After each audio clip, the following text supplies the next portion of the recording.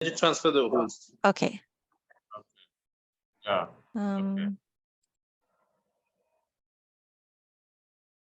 Okay. It's up to you, Akri. Ok, thank you, Claudia.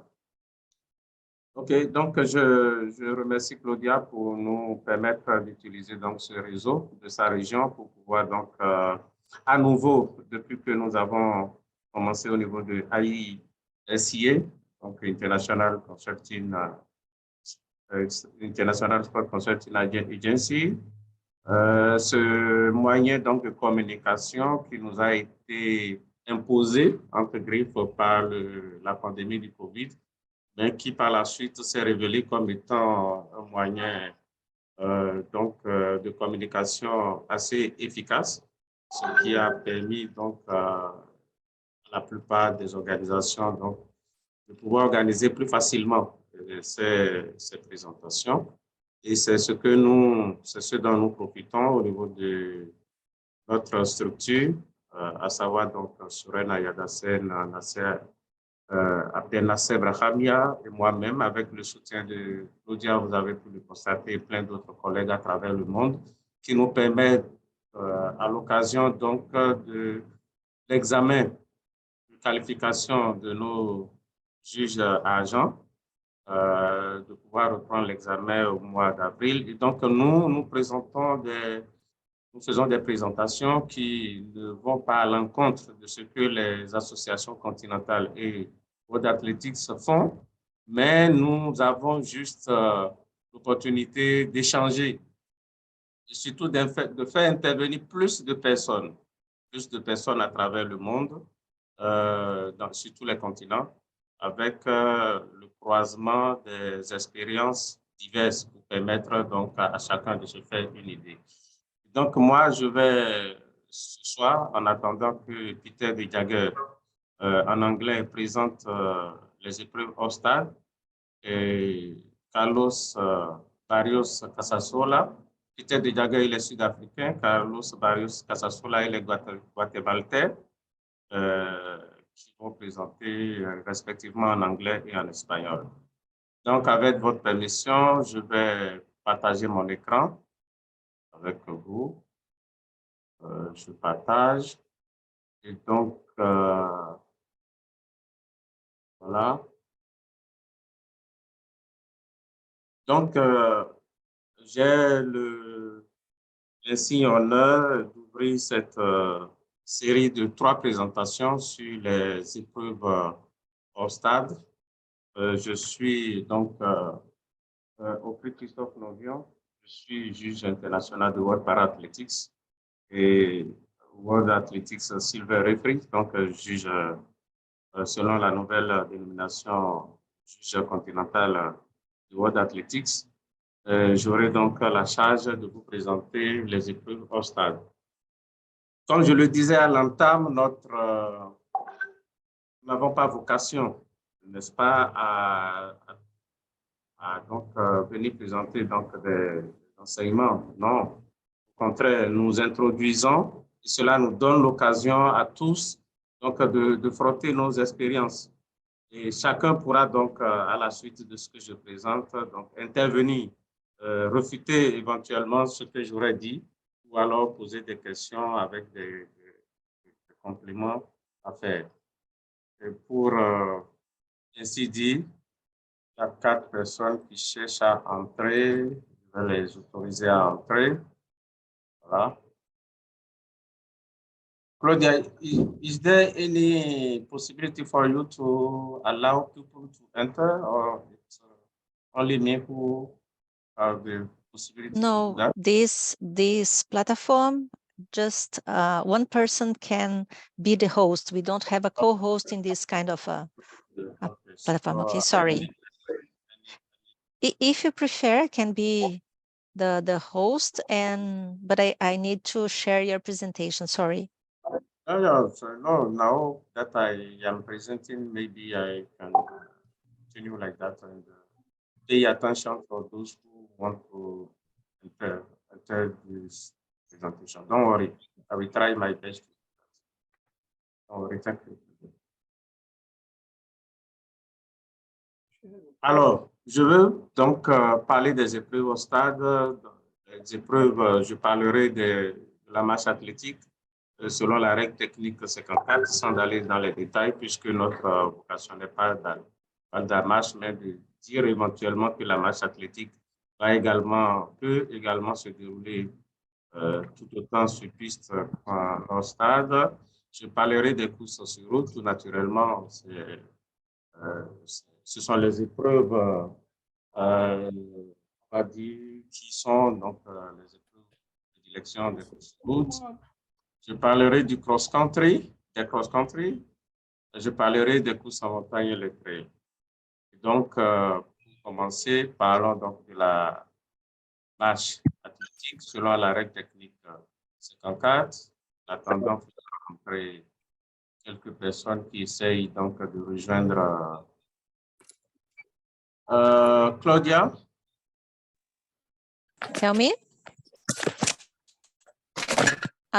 You can touch in the 3 dots and then you can mute people, but Wanda, Oscar, and Jacob, they need to mute themselves. Wamba, please.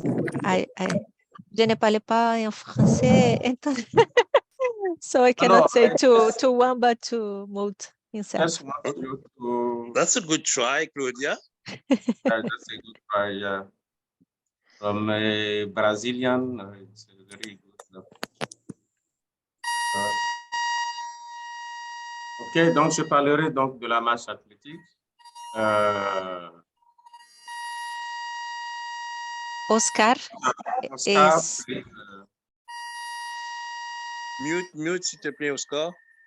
Okri, you can mute if you touch the 3 points that you can see in Bamba, Oscar. Touch there and you can mute him.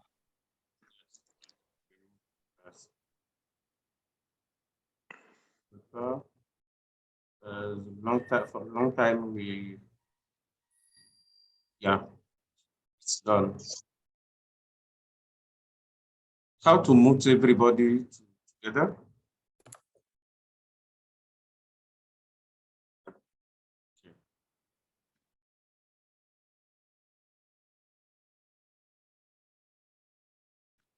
My slides, I don't know what's happened. You need to touch again in the screen, and then it works. OK. Donc, je vais parler de la marche athlétique qui se déroule au stade. Et donc, le jugement de la marche athlétique est une spécialité, comme vous le savez tous, chers collègues. Donc, notre présentation ne se penchera que sur certaines spécificités qui concernent donc les épreuves hors stade. C'est sur quoi nous allons nous pencher ce soir. Il s'agit notamment de la définition, on est bien obligé de parler de la définition de la marche athlétique. Nous parlerons des distances, donc de parcours de marche athlétique sur route, hors stade.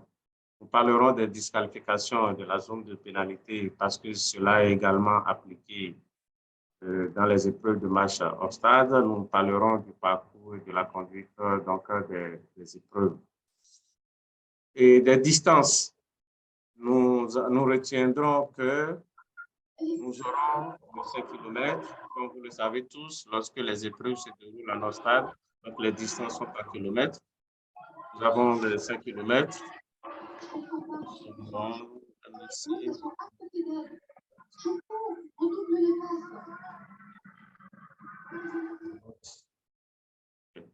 Nous avons le 5 km, nous avons le 10 km, nous avons le 20 km, nous avons le 35 km, nous avons le 50 km, sans aller dans les détails. La définition de la marche athlétique, comme vous le savez, il s'agit pour les juges d'observer 2 éléments principaux. La marche va se définir comme étant, au cours de la progression, qu'il n'y ait pas de perte de contact visible à l'œil nu et que la jambe avant de l'athlète reste tendue depuis le moment de son premier contact avec le sol jusqu'au moment où cette jambe-là se trouve dans la position verticale. Donc, 2 éléments principaux à observer, à savoir donc la perte de contact au sol ou suspension la flexion de genou. Et donc, lorsqu'un juge n'est pas totalement convaincu que l'athlète se conforme entièrement à cette règle, règle 54.2, des règles techniques de World Athletics, il devrait, si possible, montrer à l'athlète un panneau jaune qui indique la faute concernée, soit que c'est une suspension, donc de contact avec le sol, que c'est une flexion de genou. Et donc, les panneaux sont montrés par le juge lorsqu'il n'est pas convaincu. Un juge, le même juge, ne peut montrer un panneau qui indique la même faute à un athlète qu'une seule fois. Un juge quelconque ne peut montrer le panneau jaune qui indique une certaine faute au même athlète qu'une seule fois.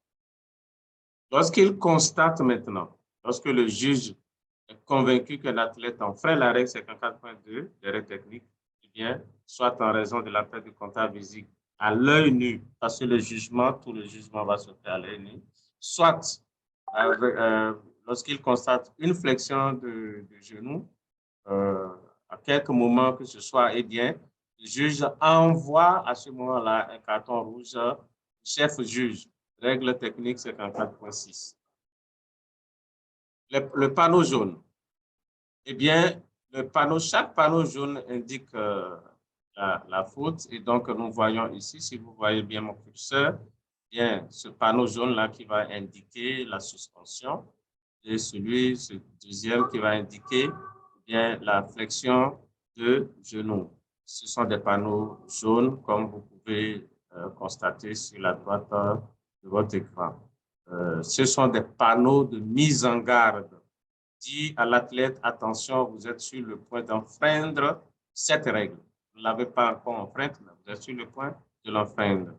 Le premier, en haut là, pour dire que le genou risque d'être plié, et le deuxième pour dire qu'il y a un risque de suspension.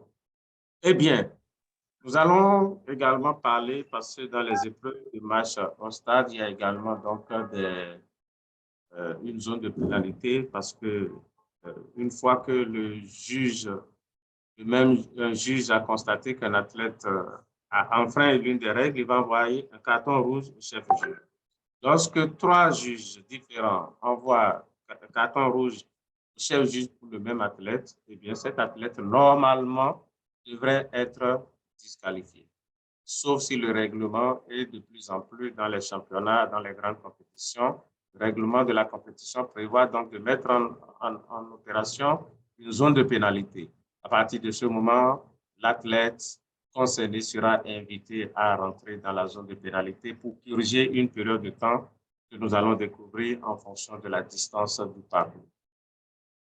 Donc, lorsque 3 cartons rouges de 3 juges différents sont envoyés au chef juge, eh bien, à partir de ce moment-là, pour le même athlète, ce dernier sera disqualifié et informé de cette disqualification par le chef juge adjoint qui lui montrera un panneau rouge. Sauf si une zone de pénalité est mise en fonction, dans quel cas le concerné sera invité à purger une période de temps correspondant à la distance.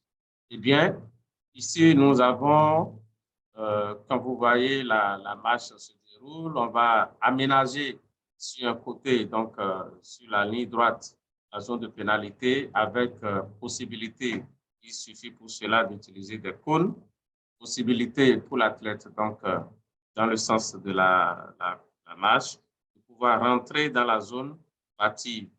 Nous avons le chef juge marqué en rouge, le chef juge adjoint marqué en jaune qui vont inviter l'athlète à donc rentrer dans la zone de pénalité sous contrôle des officiels. Eh bien, l'athlète, une fois qu'il aura purgé, va pouvoir sortir par le point vert et continuer donc son épreuve. La durée du temps à appliquer, donc, fonction de la distance du parcours, vous permettrez que je fasse rentrer les personnes qui attendent, pour tous les admettre, admettre tous. Donc, j'espère qu'ils vont pouvoir écouter. Donc, je continue. Donc, la durée de temps à appliquer en fonction de la distance, eh bien, nous pouvons voir dans ce tableau-ci que pour les 5 km, eh bien, c'est 30 secondes. Pour les 10 km, que c'est 1 minute. Pour les 20 km, c'est 2 minutes. 30 km, 3 minutes. Pour les 35 km, 3 minutes et demie. Pour les 50 km, c'est 5 minutes. Donc, en fonction de la distance, l'athlète va être invité à purger. Une fois qu'elle a reçu 3 cartons rouges de 3 juges différents, et qu'il y a une zone de pénalité en fonction, il va être invité à intégrer la zone de pénalité pour purger cette période de temps que nous avons affichée.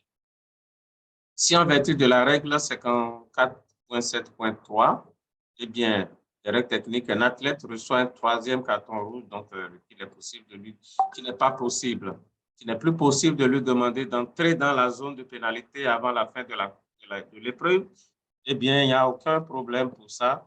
La période de temps que l'athlète devrait purger dans la zone de pénalité sera ajoutée à sa performance et le classement, l'ordre d'arrivée, donc, réorganisé en conséquence. La zone de pénalité. Dès que l'athlète est libéré de la zone de pénalité et qu'il reçoit un 4e carton rouge, eh bien, il sera disqualifié. C'est-à-dire lorsqu'il a été invité à intégrer la zone de pénalité, qu'il purge la période de temps et qu'il sort et qu'il reçoit un 4e carton rouge d'un 4e juge différent des 3 premiers, enfin, il ne reçoit pas, le juge-chef reçoit un 4e carton rouge de la part d'un 4e juge différent des 3 premiers, l'athlète, quel que soit le cas, devra être disqualifié. Un athlète qui ne parvient pas à rentrer dans la zone de pénalité sera disqualifié par l'arbitre. Un athlète qui est disqualifié doit quitter la piste ou la route. Ici, ce qui nous concerne, c'est la route immédiatement. Un ou plusieurs panneaux d'affichage doivent être placés sur le parcours et donc près de la ligne d'arrivée pour tenir les athlètes informés du nombre de cartons rouges reçus. Pour sorte d'information. Et donc, c'est ce que nous devons dire en parlant maintenant du déroulement. Un athlète peut quitter le parcours indiqué avec l'autorisation et sous la surveillance d'un officiel pourvu que ce faisant ne réduise pas la distance à parcourir. Ça, c'est courant. C'est dans toutes les épreuves au stade. Bien, les athlètes ont la possibilité, sous le contrôle, avec l'autorisation sous le contrôle d'un officiel technique, de quitter le parcours en évitant de réduire la distance à parcourir. Si le juge arbitre est convaincu, sur la base du rapport d'un juge, d'un commissaire de course, autrement, par lui-même ou autrement, qu'un athlète a quitté le parcours marqué, le disant ainsi la distance à parcourir, ce dernier sera disqualifié. Il n'y a pas il n'y a aucune autre mesure donc, à prendre pour cela. Le parcours. Le circuit ne doit pas être supérieur à 2 km, ni inférieur à 1 km. Ça doit être un circuit en boucle, ni supérieur à 2 km, ni inférieur à 1 km. Et donc, ça doit rester dans cet intervalle-là.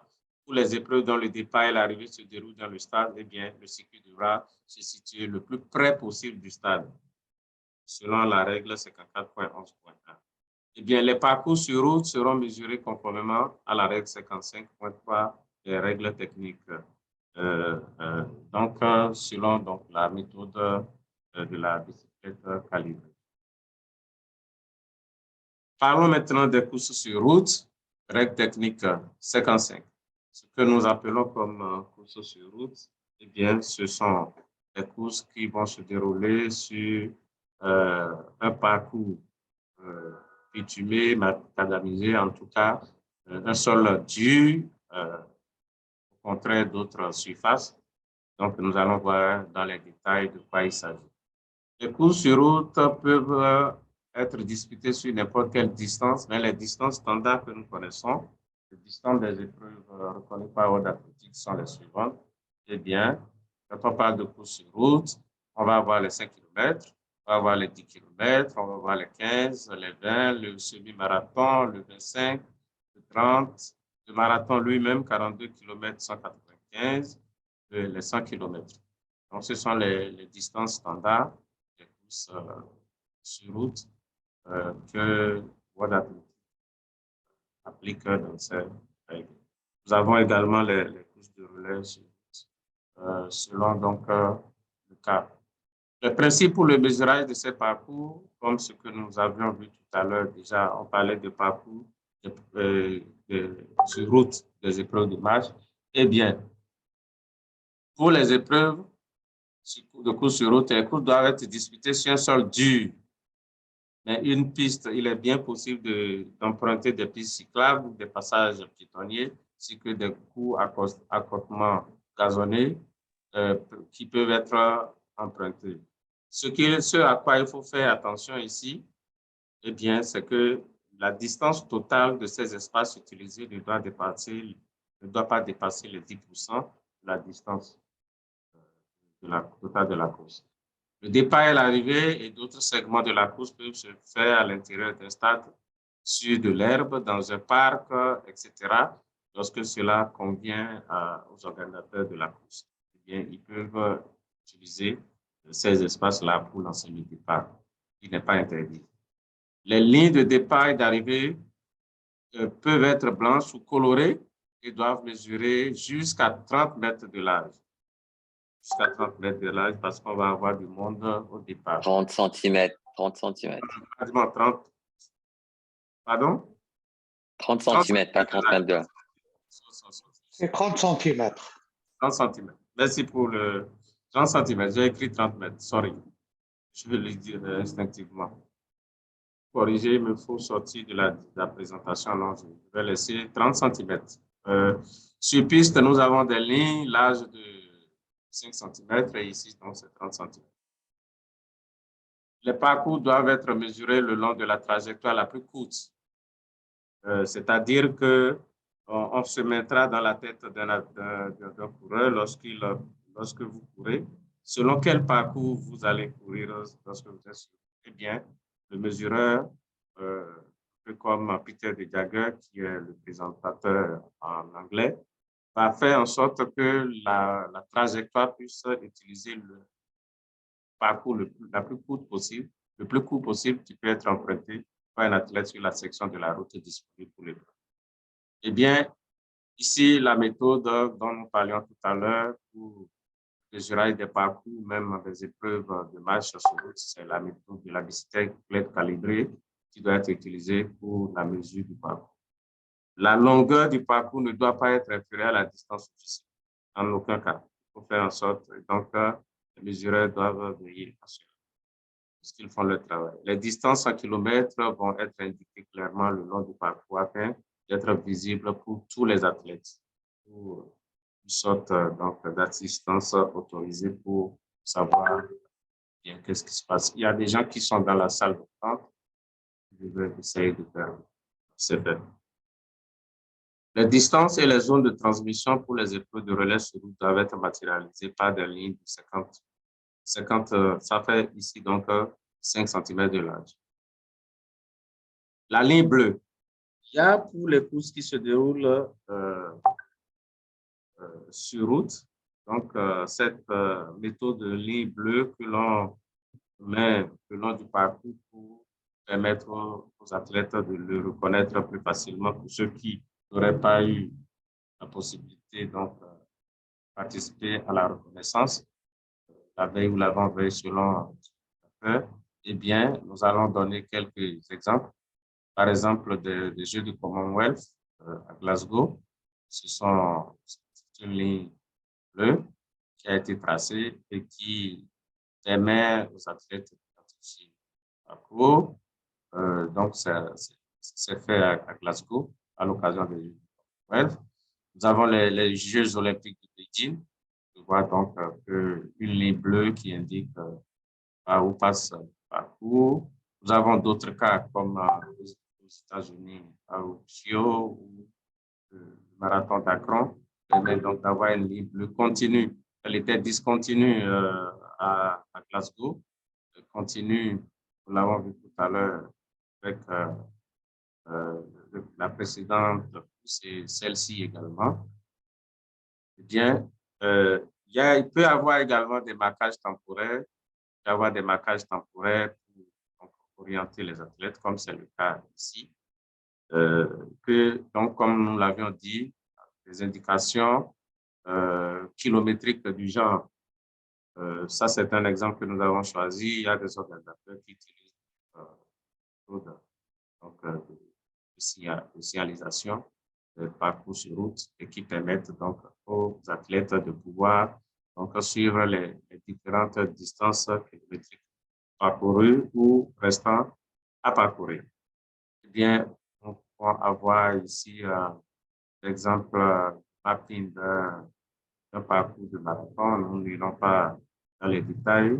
Une chose est sûre, et c'est très important de savoir que les mesureurs de parcours sur route doivent veiller à un certain nombre de principes, notamment le plus important, c'est donc la distance à vol d'oiseau entre le départ et l'arrivée, qui ne doit pas donc être supérieure à la moitié de la distance à parcourir. Le départ des courses sur route, c'est la règle technique. C'est la règle technique 55.6. Eh bien, Georges Cassis.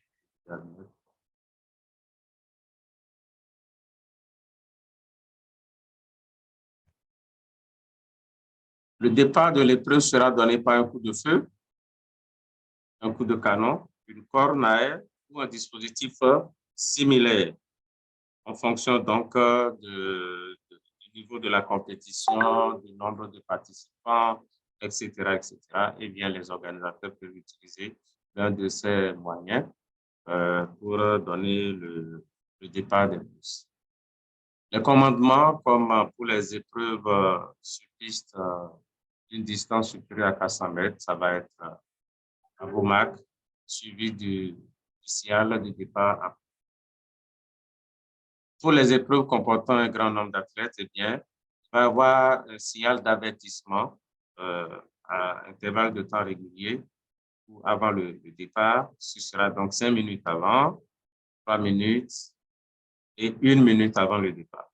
Donc, les organisateurs vont mettre des signaux, 5 minutes, 3 minutes et 1 minute avant, parce que les participants sont très, très nombreux. La sécurité de tous les participants, tout naturellement, l'apanage des organisateurs, c'est de leur responsabilité et ils doivent donc l'assurer par tous les moyens. Nous parlerons des postes de rafraîchissement, d'épongement et de ravitaillement. Eh bien, donc, pour toutes les courses, eh bien, il doit y avoir de l'eau au départ et à l'arrivée. Ça, c'est donc de l'eau au départ et également de l'eau à l'arrivée. Ensuite, eh bien, il faut des postes de rafraîchissement et d'épongement comme en fonction donc des conditions climatiques, météorologiques. De l'eau doit être disponible à des intervalles d'environ. Ça, c'est ce que dit la règle. Mais lorsque les conditions exigent, eh bien, ces intervalles de temps peuvent être beaucoup plus réguliers parce que des conditions météorologiques extrêmes l'exigent. Bien, pour les courses de plus de 10 km, d'autres rafraîchissements peuvent être fournis, notamment des boissons, des suppléments énergétiques, des denrées alimentaires, etc., qui peuvent être fournis aux participants. Les organisateurs détermineront les types de rafraîchissement fournis en fonction donc des conditions climatiques et autres. Les ravitaillements personnels, oui, les organisateurs doivent fournir tout ce que nous venons de citer, mais les athlètes aussi ont le droit donc de fournir eux-mêmes leur ravitaillement personnel. Ce faisant, ils doivent les mettre à la disposition des organisateurs et indiquer donc à quel poste ils souhaitent que ces rafraîchissements puissent être rendus possibles. Eh bien, les athlètes peuvent apporter leur propre rafraîchissement. Ces athlètes doivent désigner les postes qu'ils souhaiteraient accéder à ces ravitaillements. Eh bien, les ravitaillements fournis par les athlètes seront sous la surveillance des officiels. Ces officiels placeront ces rafraîchissements sur une table désignée à cet effet. Les athlètes peuvent récupérer eux-mêmes leurs boissons personnelles ou des personnes autorisées peuvent la leur remettre.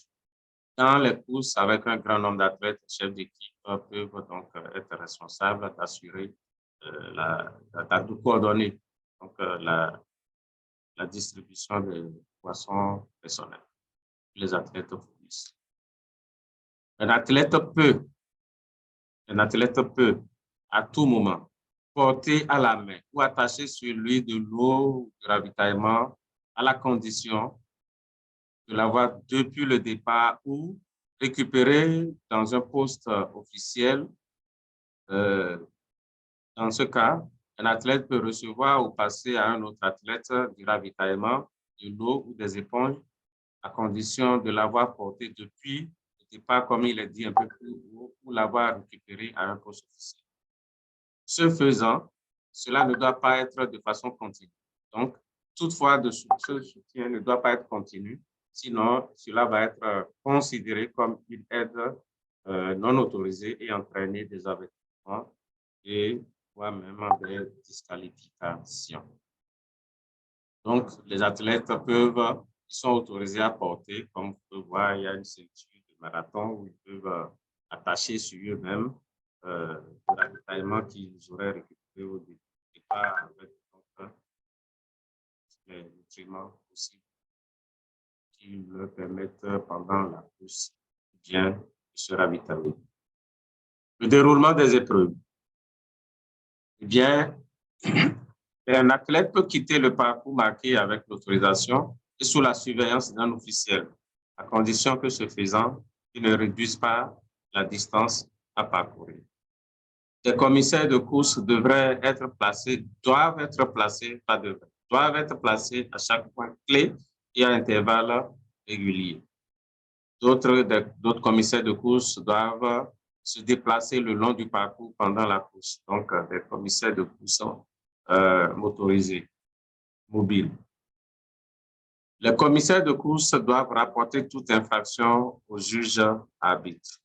Si le juge arbitre est convaincu, sur la base du rapport d'un juge ou d'un commissaire de course ou autrement, qu'un athlète a quitté le parcours marqué, réduisant ainsi la distance à parcourir, eh bien, la sanction immédiate, c'est la disqualification. Donc, nous avons recensé ces informations-là concernant donc, les courses sur route. Nous avons défini comme étant les courses qui se déroulent sur des surfaces dures, macadamisées ou bituminées, etc. Et donc, avec les différentes distances et les conditions d'organisation de ces épreuves. Nous parlerons maintenant du cross-country, comme nous l'avons dit pour les épreuves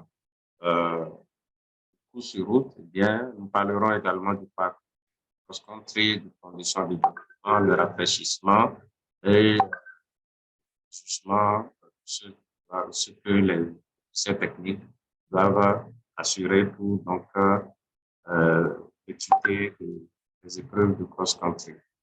Donc, ici, le parcours. On peut voir ici, donc, sur l'image, que le parcours, nous sommes dans une épreuve de cross-country qui est en train immédiatement après le départ. On peut voir donc de l'herbe, ce qui n'avait pas été tout à l'heure le cas avec le course sur route. Eh bien, donc, le cross-country peut être disputé sur toute distance, mais les distances recommandées pour les courses des grands championnats, c'est 10 km et 10 km hommes et femmes, c'est-à-dire les seniors. 20 km, les hommes moins de 20 ans et les femmes moins de 20 ans, 8 km pour les hommes et 6 km pour les femmes. Et en ce qui concerne les moins de 18 ans, hommes, c'est 6 km, les moins de 18 ans, femmes, bien c'est 4 km. Le parcours.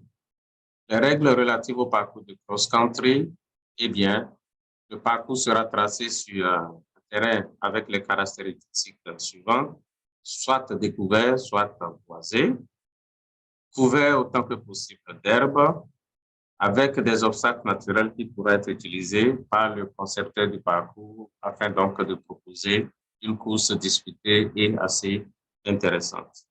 Il y a une image dont Soren m'avait parlé, que je ne vais pas retrouver, qui a concerné donc les championnats du monde, les championnats du monde de cross-country avec des pneus utilisés comme obstacles intégrés au parcours et qui, selon lui, rendaient donc le parcours assez intéressant. Donc, c'est ce que je souhaite la règle. À l'exception des zones de départ et d'arrivée, eh bien, il est recommandé que le parcours ait 5 mètres de large, y compris dans les zones où il y a des obstacles. Il faut absolument éviter, eh bien, les obstacles trop élevés, les fossés trop profonds, les ascensions et les descentes dangereuses, intégrer quelqu'un qui cherche à... Voilà, c'est fait.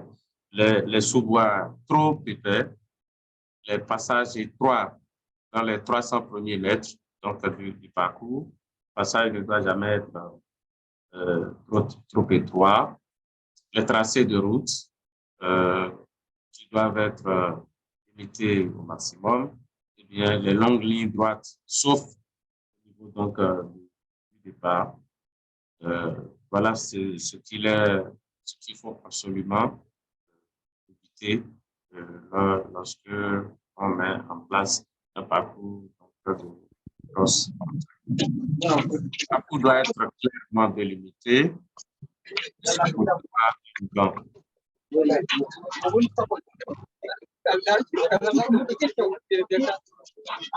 Essayer donc de... Voilà, c'est fait.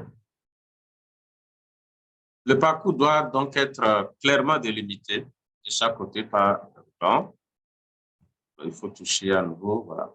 Il est recommandé d'installer sur un côté du parcours un couloir de 1 mètre de large, bien protégé de l'extérieur par des barrières pour les officiels de l'organisation et les médias seulement. Ceci est obligatoire pour les grands championnats, donc les grandes compétitions qui sont contrôlées par les athlètes sur ces instances continentales. Les endroits cruciaux doivent être bien sécurisés par des barrières, en particulier les zones de départ, y compris la zone d'échauffement, et la chambre d'appel et d'arrivée, y compris la zone mixte. Tout cela doit être très bien sécurisé. Seules les personnes accréditées auront accès à ces différentes zones. Les postes de boissons et d'épongement, les postes de boissons, d'épongement et de ravitaillement, comme pour les autres épreuves hors stade, eh bien, de l'eau et du rafraîchissement approprié doivent être disponibles au départ, à l'arrivée. Et pour toutes les épreuves, un poste de boisson ou d'épongement doit être disponible à chaque tour ou à intervalles plus réguliers si les conditions météorologiques l'imposent. Le trail, nous ne parlerons pas dans les grands détails. Ce qu'il faut dire du trail et des courses en montagne, bien, c'est que le trail et les courses en montagne peuvent être disputés sur toutes sortes de distances. Il n'y a pas de distance à poser. Le profil de la course, dénivelé, positif, négatif, carte détaillée devra être fourni à l'avance par l'organisateur aux participants, bien, pour leur donner toutes les informations possibles. Eh bien, je ne sais pas, nous avons prévu que la présentation ne dépasse pas de certain temps. Et donc, voilà le ramasser de ce que j'avais à présenter et remercier ceux qui sont intervenus lorsqu'il y a eu une pause et dire que les questions, c'est la période des questions. Concernant donc cette présentation que j'ouvre pour permettre donc d'échanger et de frotter les ménages. Chers collègues, c'est la parole. Peut-être que Didier a quelque chose à dire en attendant que les questions. Je vois il y a Elena Barrios également qui est en ligne, qui va peut-être parler français. Merci bien. J'attends vos questions.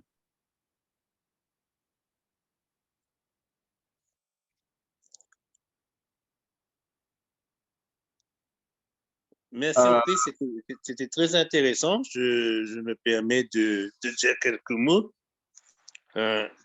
Il faut savoir, par exemple, pourquoi j'ai parlé au cri de voir ce qui s'est passé à Bathurst. Par exemple, le cross-country, le championnat du monde de cross-country à Bathurst, ça s'est passé 2 ou 3 semaines.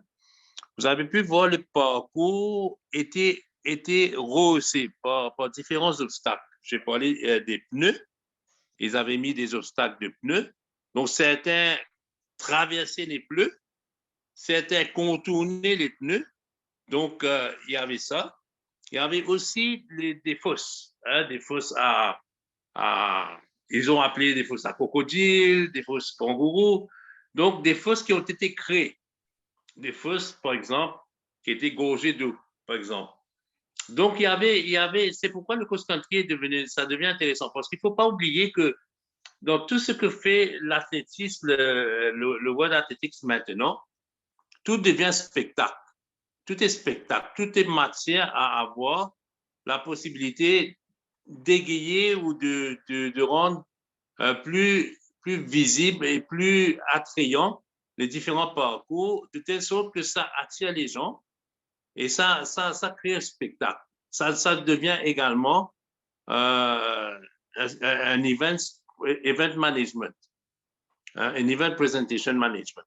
Donc, ça change, ça évolue, ce n'est plus le cross-country traditionnel. Par contre, le cross-country traditionnel, il y avait également beaucoup d'obstacles. Et puis, c'était devenu un peu plus plat. Maintenant, on retourne un peu vers agrémenter tout ça. Donc, mais par contre, ce que Oki a bien couvert, et je remercie également Peter, Peter et Carlos ont travaillé ensemble sur cette présentation. Ils ont beaucoup travaillé par rapport à se cerner ce qui est essentiel. Maintenant, pour vous, pour les examens, vous aurez certainement des questions. Des questions qui vont venir, par exemple, sur quelle est la distance du marathon. Il faut savoir que le marathon, ce n'est pas 42-195. Le marathon peut être également plus 10%. Donc, le marathon peut être long, un peu plus long. Donc, il faut... Ce sont même moins pour ça. Pardon? Oui, vas-y. De 10 mètres, hein, plus de 10 mètres. Donc, ce sont ces petites choses qu'il vous faut retenir parce que, par exemple, ils vont vous donner la distance du marathon et ça il y a des choses comme ça, par exemple, quelle est la distance entre le départ et l'arrivée du marathon? Est-ce que, par exemple, il faut savoir que le départ et l'arrivée ne peuvent pas être séparés par plus de 50% du parcours? La distance à vol d'oiseau, on dit en français, la distance à vol d'oiseau ne doit pas être supérieure à la moitié du parcours. Voilà. Donc, il y a des trucs comme ça. Donc, il y aura des questions ça peut être a priori des questions à 1 point, après une question de demi-point, des questions de 2 points, mais c'est des questions qui sont là et à prendre aussi. Le ravitaillement, par exemple. Combien de personnes sont éligibles par club, par pays, sur les points de ravitaillement? Donc, ce sont des trucs qui vont sortir. En plus, en dehors des situations maintenant. Ouais, donc, nous aurons l'occasion, je vois des questions dans le chat. Donc, OK, tu pourras commencer par répondre à ces questions dans le chat. Alors, donc, dans le chat, il y a des questions. Est-ce que tu peux... Ah, OK. Attendez, je vais mettre des lunettes. Comment un athlète peut réduire une distance de course? Eh bien, ça, c'est une question...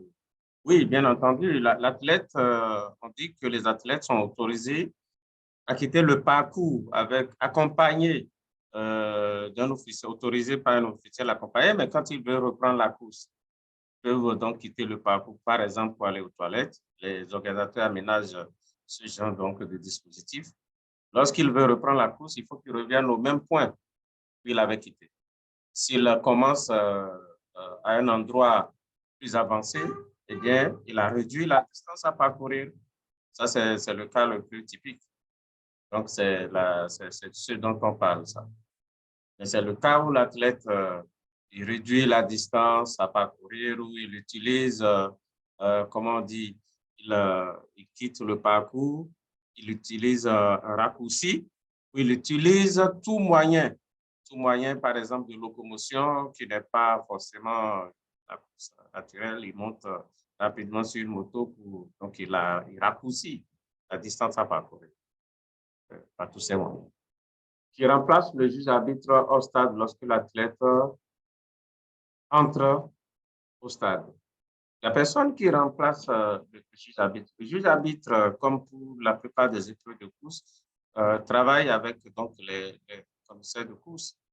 Et la course, ce n'est pas parce qu'elle rentre sur un stade que ça devient une course sur piste, non. Elle est toujours course au stade, on a dit, avec la possibilité que le départ et l'arrivée se fassent dans un stade.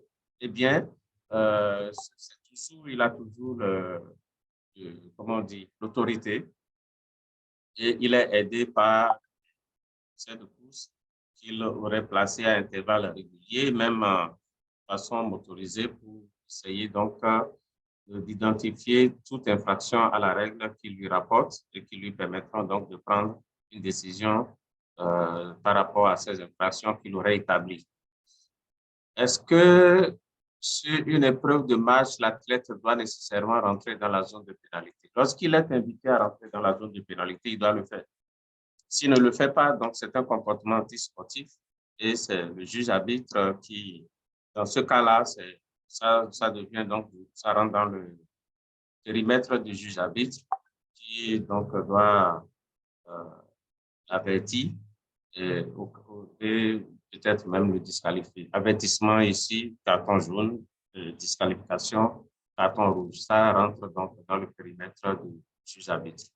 Si il n'est pas possible d'inviter un athlète à rentrer dans la zone de pénalité parce que n'est pas possible de le faire, eh bien, on va ajouter la période de temps qu'il aurait dû purger dans la zone de pénalité à sa performance à la fin et corriger le classement. Quel est le nombre minimum de juges pour une épreuve match au stade du centre?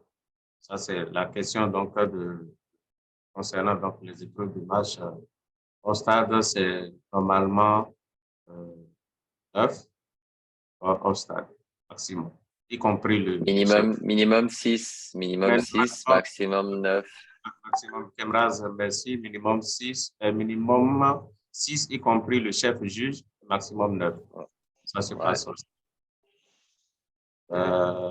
Je vois bien sûr, il a 3 cartons rouges. Est-ce que c'est une contribution? Oui, les cartons rouges.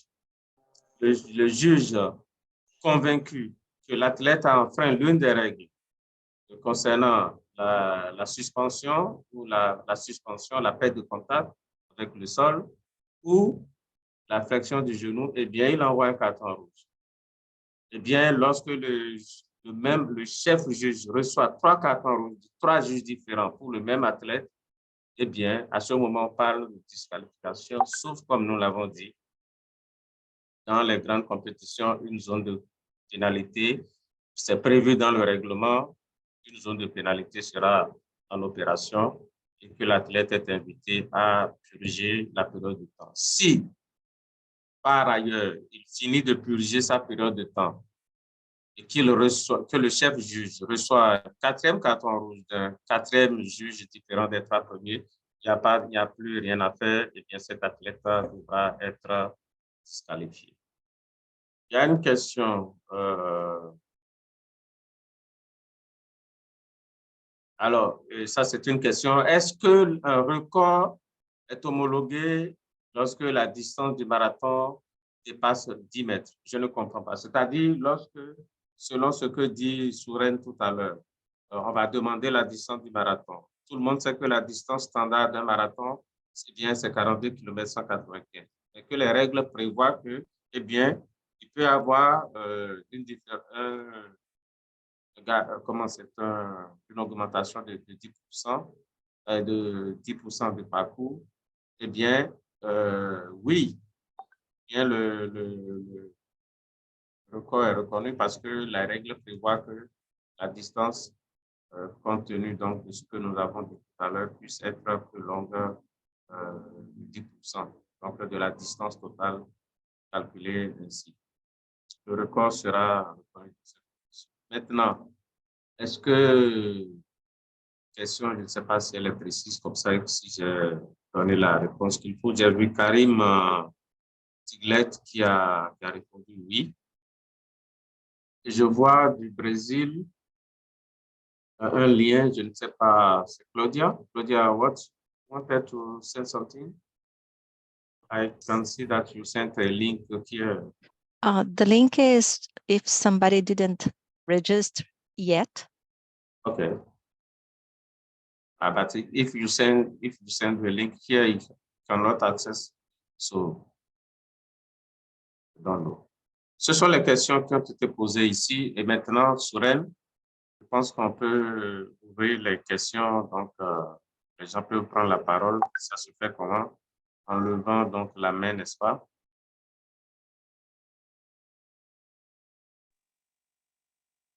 Salut, ok, c'est Karim.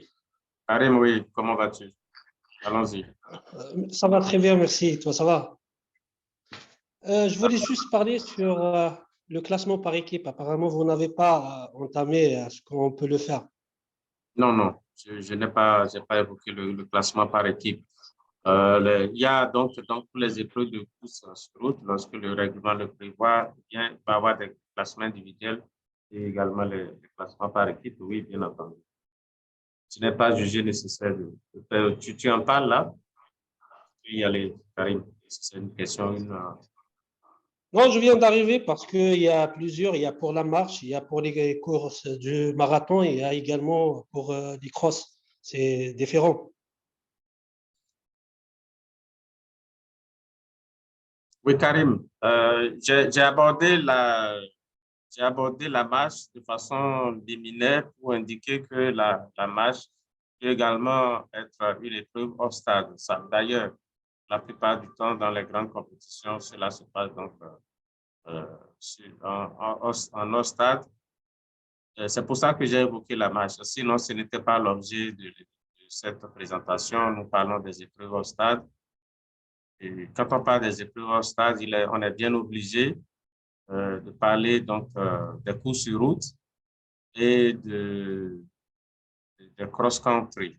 Les trails et les courses en montagne, j'ai supprimé ça parce que c'est pas jugé utile d'aller dans les détails en préparant cette présentation. D'ailleurs, avec les autres collègues, je crois que dans la version anglaise, il y a plus de détails, mais moi, je n'ai pas jugé utile. Maintenant, la question, je ne l'aperçois pas. Est-ce que tu peux la repréciser?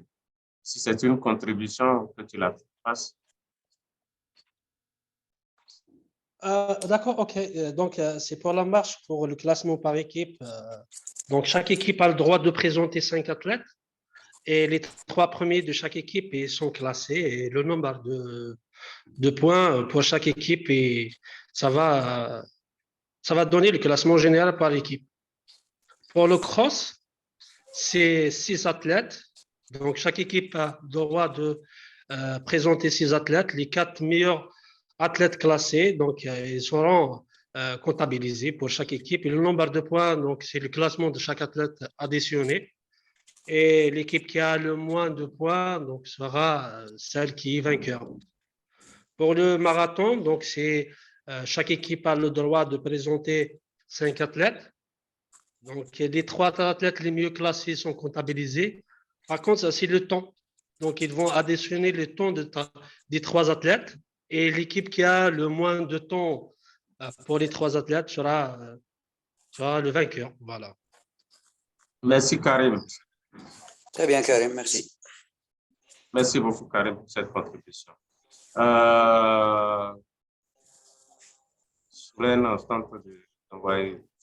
Bonjour, ok.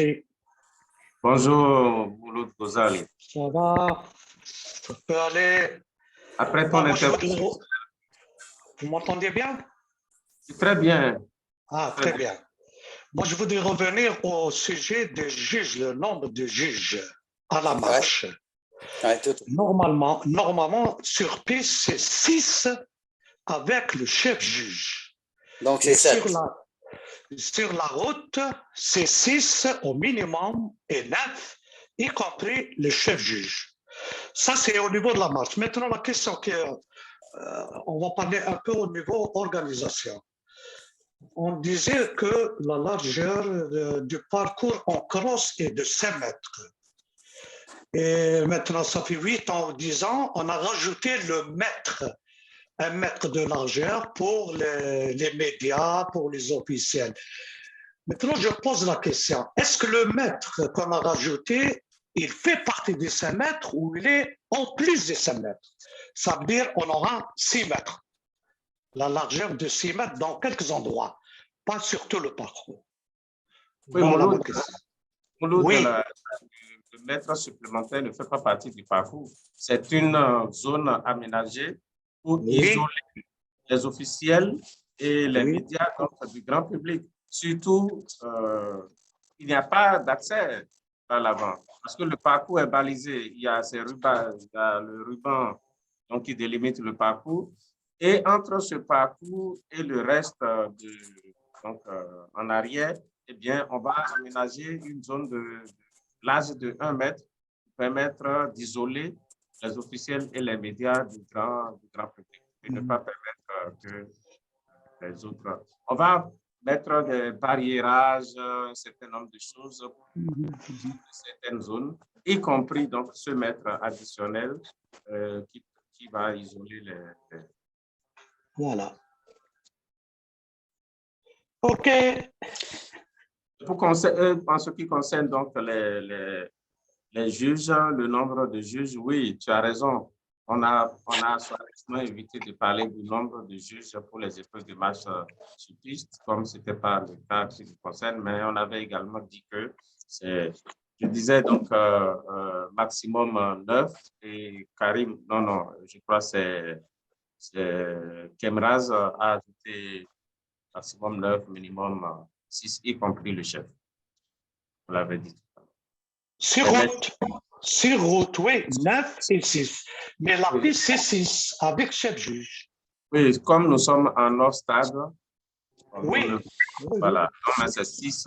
Minimum 6, maximum 9. Oui, merci bien. OK. Donc c'est... Allô? Oui, monsieur. Guémar. Bonjour tout le monde, merci pour cette conférence. Merci à nos confrères Rosalie et Terilat et tous les membres. Donc c'est 6 plus 1, ça veut dire 7 juges dans la piste. Non, 6. La piste d'athlétisme. Y compris le chef juge. Donc c'est 6 au total. D'accord. Donc je voudrais poser une question concernant les distances entre les points de ravitaillement, les courses sur route. Donc, je voudrais savoir, c'est-à-dire, on n'a pas évoqué sur la présentation les distances où on met les ravitaillements, l'épanchement et le rafraîchissement. Voilà. Alors, on n'a certainement pas insisté là-dessus. On a dit pour les mais distances. c'est tombé en examen. C'est une question qui est tombée comme ça. C'est-à-dire, c'est pour ça que je fais peut-être, j'ai fait un petit rappel pour tout le monde. Je pense que. Non, vous avez raison. Merci. Avec comment on va faire ça, ce nouveau mode de communication et surtout ce nouveau mode d'organisation des examens, vous comprenez que peut-être, je le dis, vous ne le percevez pas ou je le dis mal peut-être et je laisserai le soin à d'autres collègues.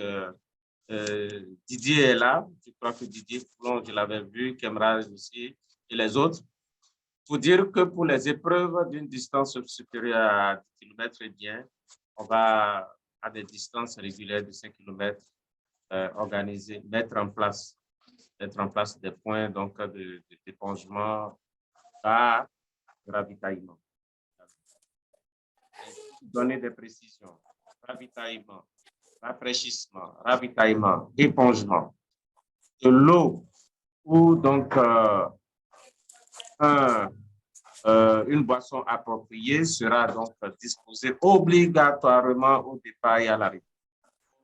Ouais. Et à des intervalles 5 km. Et si les conditions, c'est surtout ça qu'il faut tenir compte, s'il y a donc des conditions extrêmes de météorologie, à savoir par exemple la canicule, eh bien, selon donc le cas, les organisateurs vont rendre plus réguliers ces différents postes en ce qui concerne donc ça. Mais épongement et ravitaillement, et je parle sous contrôle, et je veux que quelqu'un puisse me relever à intervalles réguliers de 5 km. D'accord. Je ne sais pas si je dis la vérité. Hein. Bon. Peut-être que sur une course de 10 km, il y aura non seulement le départ et l'arrivée, oui, mais au milieu de la course, au 5e kilomètre, il y aura par exemple un épongement et un rafraîchissement, c'est tout, sans ravitaillement. Ce que je découvre, ce que je lis, je lis dans le règlement, c'est pour les courses supérieures à 10 km. Ah, donc. Les épongements et les ravitaillements où on va fournir des boissons énergétiques, denrées alimentaires, etc. vont pouvoir être fournis. Ah, ok, si je peux ajouter, donc dans les courses qui dépassent les 10 km, donc automatiquement, il y aura, par exemple, si on fait un 21 km, donc après le 10 km, on va dire à chaque 2,5 km, on va dire 10 km, il y aura un point d'eau, 2,5 km, il y aura le ravitaillement, et ensuite, chaque 2,5, on va alterner comme ça, un coup de l'eau, un coup ravitaillement, un coup de l'eau, un coup ravitaillement. D'accord? Donc, chaque 2,5 km, après les 10 km, il y aura des stations. Je ne crois pas, Kemraz. Je crois que lorsque la distance, comme tu dis, 21 km, on ne va pas attendre. Est-ce qu'il faut attendre de dépasser 10 km avant de commencer à rendre ça? Ça dit que lorsque la distance totale déjà dépasse 10 km, il faut prévoir déjà des intervalles réguliers, comme on l'a dit. Donc, déjà, dès le premier, dans les 5 km. 5 premiers kilomètres. Dès le premier ravitaillement est de 5 km. Exactement. Après, c'est 2,5 pour épongeage. Au 10 km, c'est le deuxième ravitaillement. 12,5, voilà. C'est épongeage. Exactement. 2. Exactement. Voilà. Exactement. Merci bien. Merci bien, merci bien.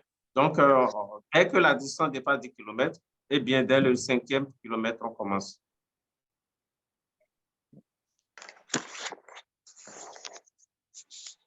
Non, c'est-à-dire que, je m'excuse, hein, c'est-à-dire qu'il y a une différence entre un ravitaillement et le rafraîchissement. C'est ça. C'est-à-dire, le ravitaillement, c'est qu'il y a des choses à manger. Soit à manger, soit c'est des boissons énergétiques. Oui. C'est-à-dire non, c'est un sujet à débattre, c'est tout. Hein, c'est pas pour. C'est-à-dire, au 5e kilomètre, je ne vois pas un athlète qui démarre, qui fait au départ, il y a des boissons, des rafraîchissements et des ravitaillements. Après, au 5e kilomètre, il se ravitaille. Je pense qu'au 5e kilomètre, normalement, c'est un rafraîchissement ou épongement. Bon, je pense. Il est libre, de toute façon, il est libre, lui. De prendre le ravitaillement ou il ne prend pas. Il peut ne pas le prendre. Oui. Mais le règlement nous impose de poser le ravitaillement, c'est-à-dire il y a quoi à manger? Il y a du citron, des oranges, des dattes, peut-être des raisins secs au 5e kilomètre. D'accord. Très bien. OK, merci. Alors, il y a une autre question. Quel est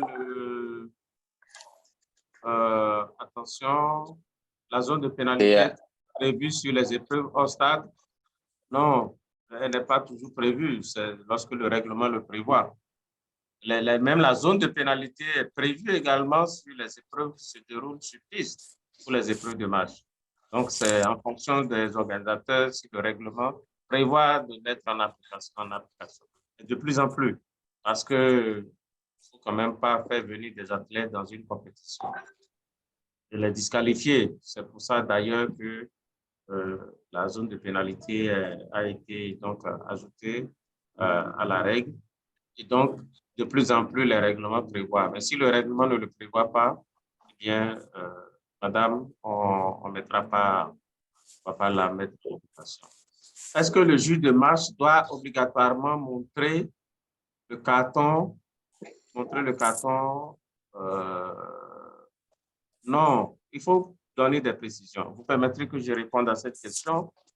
Elle a dit ceci, est-ce que le juge de match doit obligatoirement montrer le carton à l'athlète? Non. Nous faisons les différences entre ce que les juges utilisent. Les juges simples vont donc montrer obligatoirement à l'athlète le panneau jaune qui indique la faute lorsqu'ils ont l'impression que l'athlète est sur le point donc de commettre la faute. Donc, ils doivent lui montrer. Et nous avons dit que le même juge ne va montrer un même panneau jaune qui indique la même faute au même athlète qu'une seule fois. Par contre, lorsque le juge est convaincu que l'athlète a commis la faute, il va envoyer le carton rouge par tout moyen de communication. Il ne le montre pas à l'athlète. Il envoie un carton rouge à l'athlète pour indiquer, il envoie un carton rouge au nom de l'athlète, pour le compte de l'athlète, au chef juge. Eh bien, lorsque le chef juge reçoit les 3 cartons rouges de 3 juges différents pour le même athlète, eh bien, l'athlète est disqualifié. Il doit lui indiquer, en indiquant donc le panneau rouge. Est-ce que Madame Rachel est convaincue? Oui, c'est bon, j'ai compris. Merci. Est-ce qu'il y a une autre question à laquelle je n'ai pas répondu qui est dans la... OK. Yes, j'ai 2 questions. Alors, la première question, c'est maintenant, on a des courses indoor pour la marche. Est-ce que le nombre de juges reste les mêmes que outdoor ou ça change? Je réponds directement. Première question. Je réponds directement qu'il faut qu'on cherche. Je n'ai jamais vérifié ça. J'ai vu une question comme ça. Est-ce que le juge de match... Deuxième question, qui est-ce qui va faire rentrer l'athlète dans la zone de pénalité? Les officiels désignés pour cela, une fois que normalement le chef juge doit donc se trouver dans ces zones, mais c'est des officiels techniques qui sont des commissaires de course. Vous savez, dans une épreuve de marche, il y a les juges, il y a beaucoup de juges qui n'ont pas la même fonction. Il y a les commissaires de course, il y a le juge arbitre qui n'a pas autorité sur ce qui est du ressort du juge-chef. Et puis, il y a des officiers techniques qu'on peut utiliser pour ceci ou cela. Donc, il va y avoir des officiers techniques chargés d'utiliser, par exemple, d'avoir le chrono dès lors que l'athlète rentre dans la zone de pénalité, donc d'actionner le chrono. Il va y avoir ceux qui vont inviter, montrer, donner l'orientation, demander aux athlètes d'intégrer la zone de pénalité. Et celui qui a le chrono, qui met le chrono et qui leur dit de sortir. Ce ne sont pas des juges de marche. Les juges de marche, parce que sont déjà en nombre restreint, s'occupent donc de ce qui est du jugement de la marche. La première question de Kemraj tout à l'heure, je veux savoir quel est le nombre de... Je ne le connais pas. Je vous dis la vérité, je n'ai pas cherché. Il faut que je cherche. Il faut qu'on cherche. Je vois dans le chat, on a mis 6, donc je ne sais pas si c'est bon ou pas. Karim Tiglet a dit 6. Il faut que nous vérifions. J'avoue que je ne sais pas. Il y a une question ici. Vous laissez M. Kassa se connecter. Je ne vois pas de... Je vais tenter. Il y a Oscar Wamba, qui a levé la main. Oscar, tu peux prendre la parole. Oscar.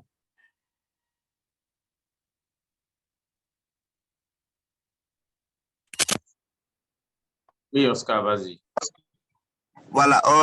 Moi, j'ai une préoccupation. Hein. Ma préoccupation, c'est toujours sur les cours de route, les postes de ravitaillement. Là. La première, c'est les distances qu'on définit de 5 km, les débuts pour les courses depuis de 10 km. Au cas où les conditions climatiques sont drastiques, est-ce qu'on va toujours respecter les 5, 10, 7,5 ou on va réduire? Ça, c'était ma première préoccupation. Et par expérience, hein, notre pays, je veux aussi partager le cas de notre pays, les marathons que nous organisons ici. Nous avons une difficulté énorme. Alors, les promoteurs pensent que les ravitaillements sont réservés à un certain type de personnes. Quitte à ce qu'on les explique fatigués que non. Il faut que vous compreniez que le ravitaillement ne se fait pas n'importe comment. Au risque même de raverser les athlètes. Et s'il y a même des situations qui peuvent donc être à ce niveau-là pour informer un juge arbitre défini pour les courses au stade. Donc, on a des difficultés. On explique aux promoteurs que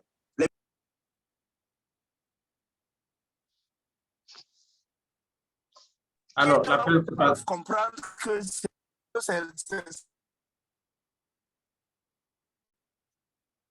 Oscar, corrigez votre technique. Parce que, comment on appelle, il faut toujours laisser cette affaire au promoteur qui va passer le temps à nous faire comprendre que ce sont les gens. Ou bien c'est nous les officiels qui devons mettre nos gens pour qu'ils comprennent, nos officiels, pour qu'ils comprennent que c'est un poste délicat.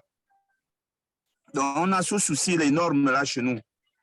Je voudrais partager avec vous, vous me dites un peu, quelles sont les conduites à tenir face à cette situation pour expliquer un peu aux promoteurs cette partie qui est délicate, la distribution de l'eau, surtout les ravitaillements, le point de rafraîchissement. Claudia, can you understand?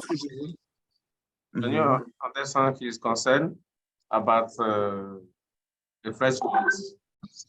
No, there is something not.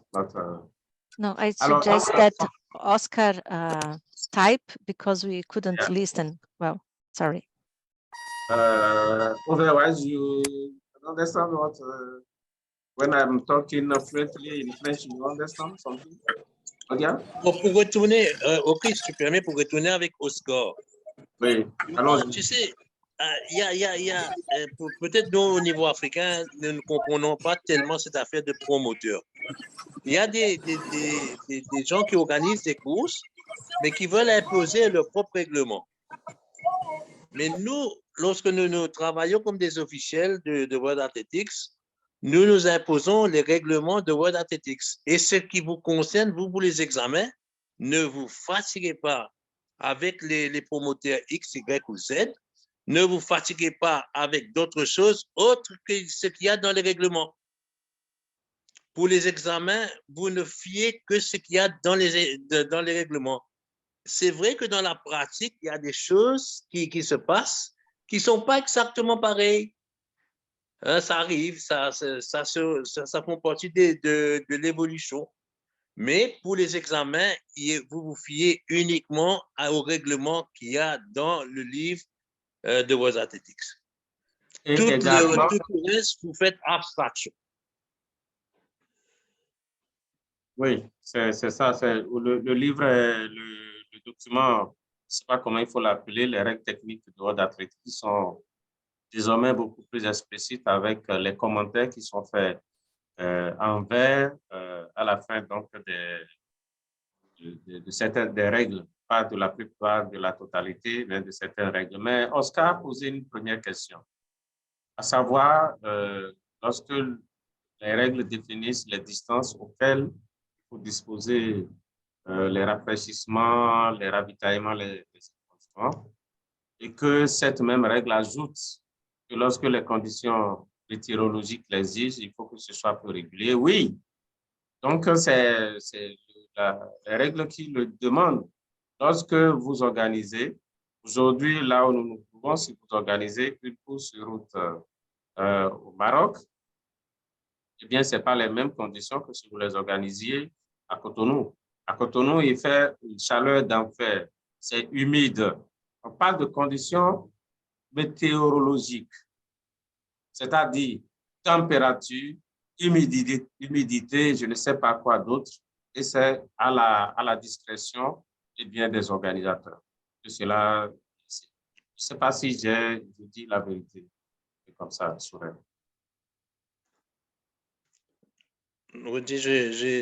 La dernière bout que La règle a déterminé les distances auxquelles il faut disposer, aux intervalles auxquels il faut disposer. Oui, oui. Oui, oui. Mais la règle laisse la latitude aux organisateurs. Bien sûr, lorsqu'il y a la chaleur, tout ça, la canicule, la canicule, il faut préparer, il faut voir la sécurité des athlètes. Donc, s'il y a lieu de mettre des postes supplémentaires, et cela peut être envisagé. Il faut le ça faire. Dépend. Ouais, il faut le faire, tu vois. Il faut le faire. J'ai donné l'exemple du Maroc. Je peux donner l'exemple de l'Égypte. Actuellement, il fait froid. Mais ce n'est pas le cas dans nos pays ici à Bénin, au Togo, les pays côtiers, il fait une chaleur d'enfer. L'humidité est de plus de 80%. On dégouline. Vous ne pouvez pas courir 5 km avant de dire que vous voulez vous ravitailler en eau. Et donc, les intervalles deviennent plus réguliers. Ça donne plus de possibilités. Mais, comme le dit Souren, il faut donc considérer que les présentations que nous faisons, c'est dans le but d'échanger, mais de rester collé à ce qui est dit dans des règles techniques, de façon à ce qu'on se limite à dire quels sont les intervalles auxquels il faut rendre disponibles ces ravitaillements, ces rafraîchissements, mais que si les conditions climatiques exigent, eh bien, ces intervalles peuvent être plus réguliers, sans en dire plus.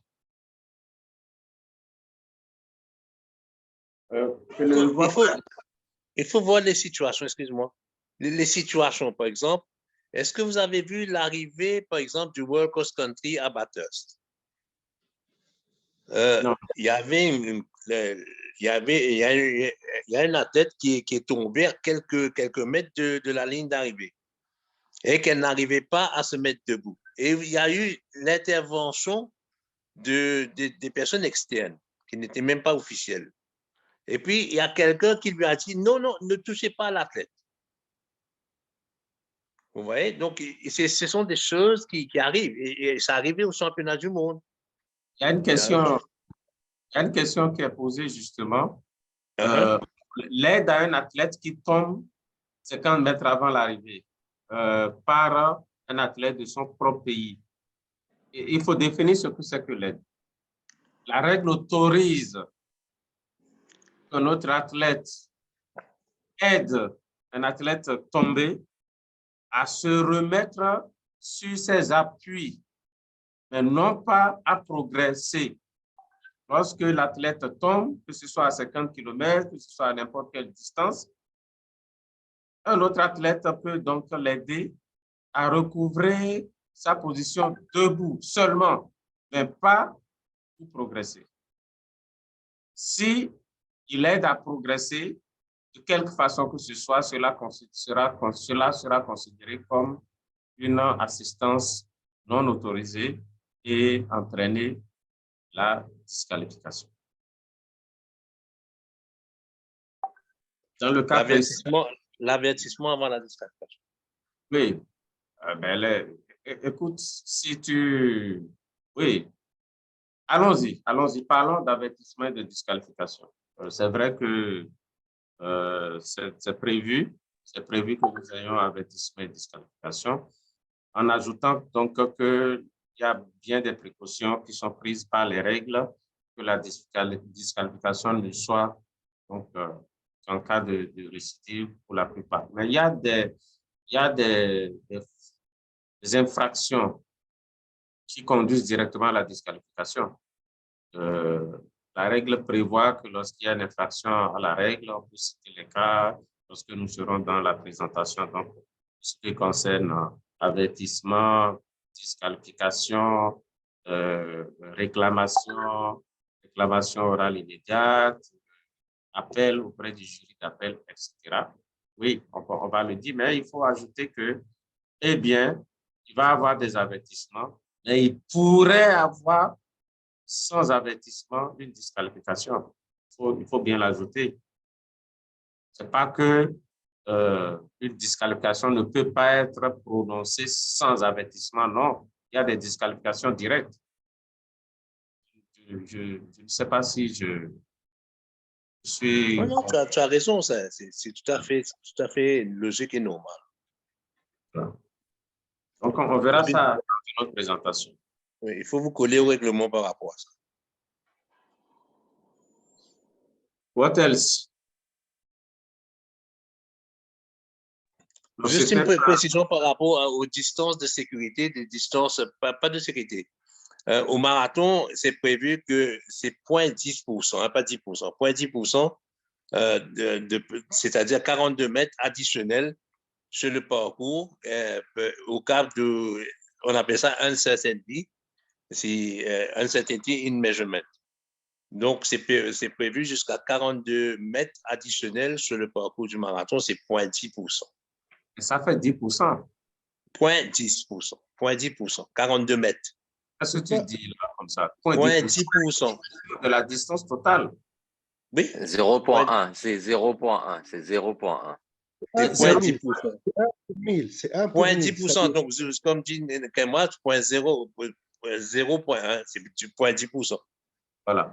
Parce que 10% aurait fait 420 mètres. 10%, ça fait 4 km. 420 mètres. 10%, c'est 1 mètre sur 1 km. 0,10%. Hein?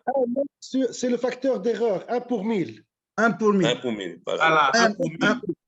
1 mètre. La marge d'erreur autorisée. Ouais. 42 mètres, hein? C'est 42 mètres. Plus simple, c'est 42 mètres.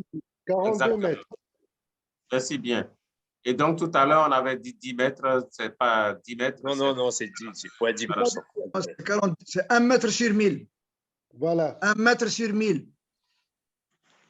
C'est-à-dire. Alors, je pose une question. Pardon, ok. Oui, vas-y. C'est 1 mètre pour 1 kilomètre. C'est 1 mètre pour 1 kilomètre. Ça fait 1 pour 1000. D'accord. Oui, est-ce que je peux intervenir?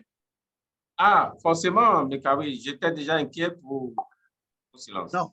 Alors, mon intervention va prendre sur le record du marathon. Alors, le record du marathon, c'est comme tous les records. Il y a une distance. Il faut que c'est un record sur cette distance, les 42 km, 195.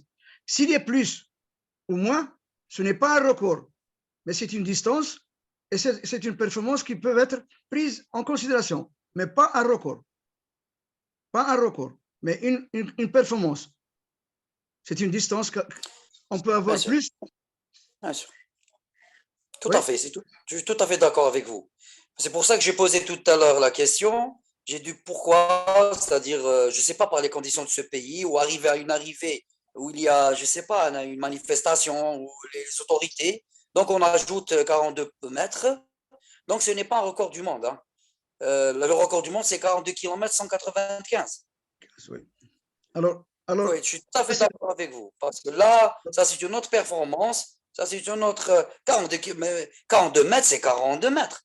C'est comme vous dites un 100 mètres et l'athlète va courir Usain Bolt un 120 mètres. Un 120 mètres, c'est pas un 100 mètres. Je regrette infiniment. Hein. Donc, il n'y a pas de record. Donc, le record qui voilà. Moi, je pense, à mon avis. Hein. Oui. Bon, alors, ça, c'est la première question, c'est la première réponse ou mon intervention. La deuxième, concernant les postes de ravitaillement. Il y a des postes de ravitaillement qui sont fixés. Hein, le 5, le 10, le 15, le 20, le 25, le 30, le 35 et le 40. Ça, c'est fixé. Il y a des postes de rafraîchissement, ou d'épongement plutôt, d'épongement, 7,5, 12,5, 17,5, etc. Mais s'il y a des conditions, on peut ajouter des postes brimisation, c'est-à-dire d'arrosage. Des trucs pour l'arrosage des athlètes, c'est tout. On ne peut pas changer le règlement. Le règlement, c'est fixé, mais on peut ajouter quelque chose qui ne va pas nuire à la compétition. Donc, le règlement, c'est les ravitaillements, ils sont connus. Les postes de sont connus. Et s'il y a des conditions, comme vous dites, par exemple au Bénin ou un autre pays, on ajoute un arrosage des kilomètres, 2 ou 3 ou 5 kilomètres, on fait un truc pour arroser les athlètes, un passage. Les athlètes passent par l'arrosage et c'est tout. Mais pas ajouter d'autres ravitaillements. Mais oui. Oui. Il faut qu'on lise ce que dit le règlement. Oui. Les postes de brumisation peuvent bien remplacer les postes d'épongement. L'épongement, quand on dit, c'est bien le fait d'asperger l'eau sur les athlètes. Oui, oui. Ça peut, la méthode utilisée par des organisateurs, ça peut bien être des postes de brumisation, c'est-à-dire des jets d'eau.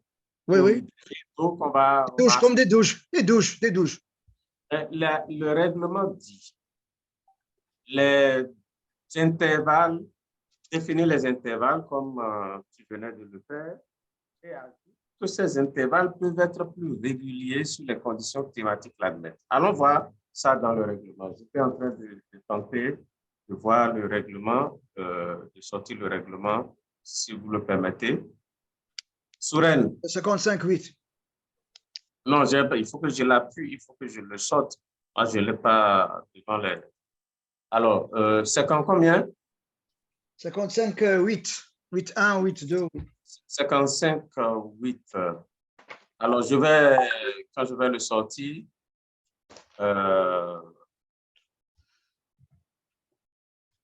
alors, attends, je vais donc partager mon écran.